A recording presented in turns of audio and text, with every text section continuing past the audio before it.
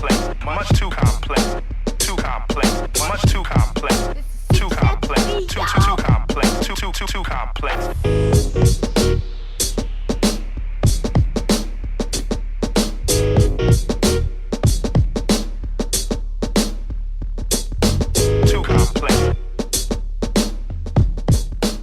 Good afternoon. My name is James K. Holder II. Some of you may know me as Sir James II. I'd like to welcome you back to Not On My Watch. Today I'm coming to you live from beautiful Seattle. I am right under the sort of entryway to the Seattle Public Library, designed by Rem Koolhaus. It's very much a modern marvel of architecture and design, and I just kind of wanted to take this location because I've always admired that space. I studied architecture, so it's really fascinating for me. So forgive the background noise, forgive the wobbling of my selfie stick. I'm going to go through today's episode. I want to first of all ask you to like, share, comment, and subscribe. I want you to retweet this video and repeat it. If you're watching, today is Thursday, June 7th, 2018, and I want to shout out to the late great Prince Rogers Nelson. I want to say a very happy birthday to him.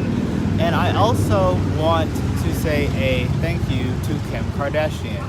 We are saying Kim Yay, Y-A-Y today. Because of her advocacy, Alice Marie Johnson was released from prison. She was granted clemency by President Donald Trump. Now, this is the case that we talked about last week on Not On My Watch, where Kim Kardashian went to the White House and actually asked for support based on her advocacy for prison and criminal justice reform to release a one-time nonviolent drug offender who was sentenced to a life term in prison. Now, what's interesting is that I really was one of Kim's harshest critics when it came to this particular, at the time I called it a publicity stunt, and I can admit when I'm wrong. If I were wearing a hat, I would be eating it right now, but I'm not.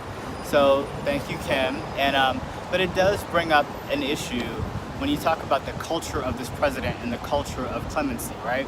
It's like, are we granting people forgiveness? One, typically, so the culture of clemency, and what does that mean in America when we have a president that grants people pardons based on celebrity and favors and access and culture and popularity? Typically, pardons are reserved until the end of a president's term. Donald Trump has been using them throughout his entire term to grant some people who are deserving and some people who many would argue are not also equally deserving. And so it's just kind of going to be fascinating to see how that element of his presidency is going to shape up.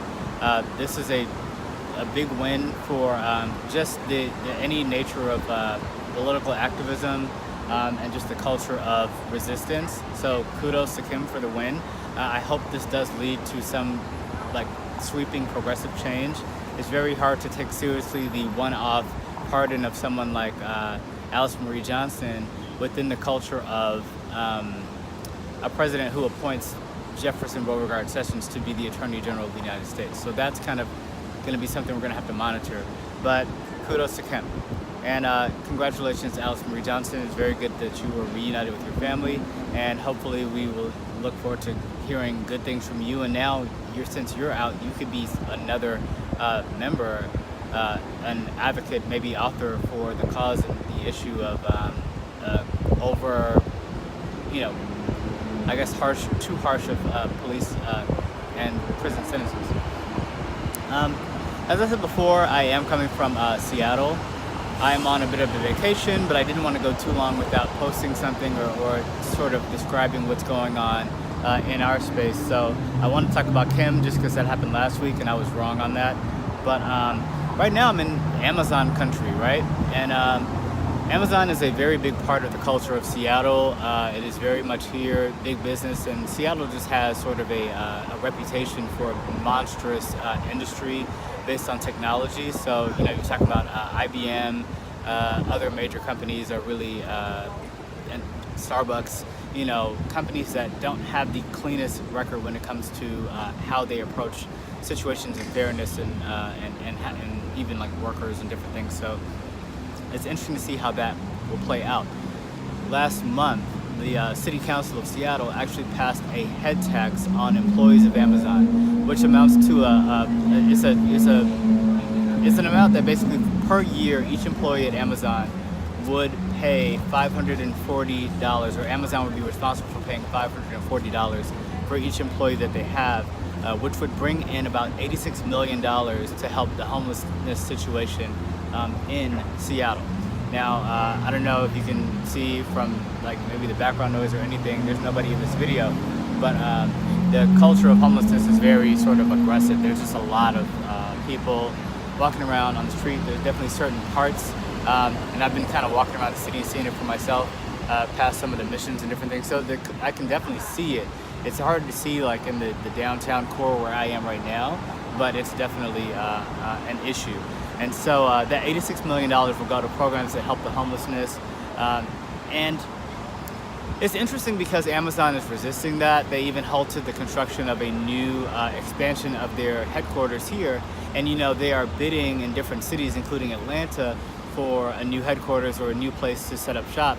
And it's kind of like Atlanta's doing everything they can, even it's affecting our political races, our mayor's race, and also our gubernatorial race, based on the policies around is Atlanta going to be in contention for the Amazon headquarters. And then with the skyrocketing rents in Atlanta, do we really, and the already contentious homeless problem, do we really want to bring that potential issue to Atlanta?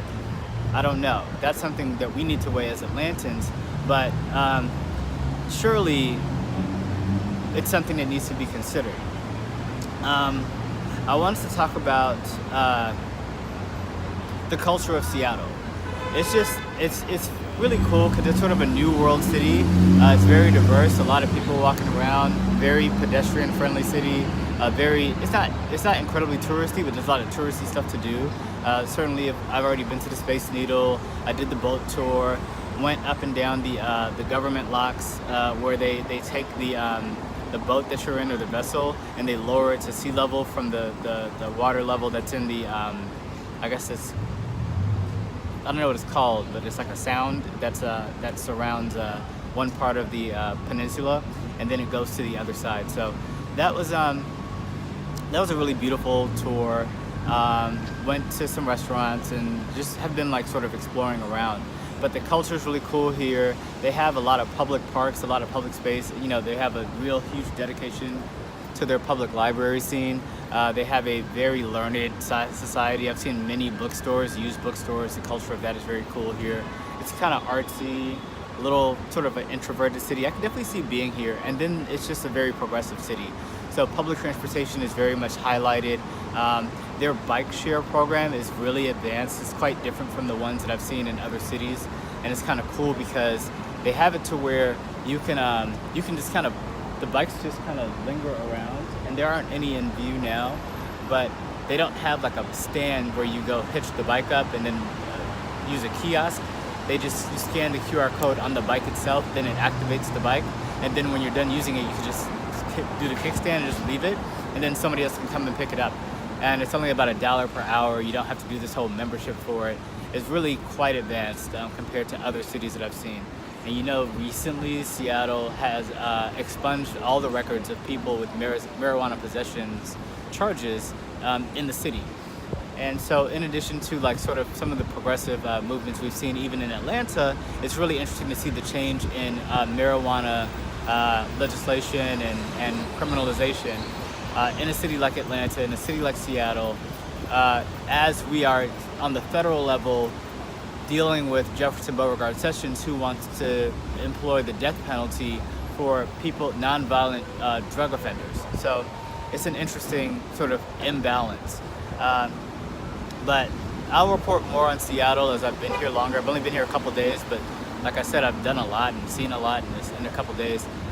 So far, I would say like one of the highlights has been going to June Babies, which is a black-owned restaurant in Seattle. It's a very popular black chef who does Southern cuisine, and many would ask who travels nearly 3,000 miles from Atlanta to Seattle to get Southern food.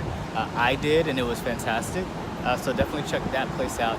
And I want to just sort of thank all of you for being patient with me. I needed a little bit of time away from, everything we know and see, to just get into new energy and new space and see something clear in my mind, see where we wanted to go for the next seasons of Not On My Watch, and also the Counselor and the Weekend 10. So with that, I'm going to basically sign off after I thank our friends of the show. As always, if you'd like to become a friend of the show, you can make a donation to www.paypal.me/jkh2. And I want to thank Daniel M., Dale Lene W., Jenny M., Kristen K., MLH. I also want to thank Barry L., Barry G., Sarah S., Elizabeth C., Mary W., Jane O., and Leslie R. As always, I always want to encourage you to like, share, comment, and subscribe. I want you to retweet this and repeat this. And as always, I want you to relax, relate, and resist. Thank you. Also, I'm traveling, but I want you to know that I have my French press with me, even though I'm not drinking coffee right now. So everything's, the watch, the French press, keeping everything consistent. Thanks. Too complex, much too complex, too complex, much too complex, too complex, too complex, too complex.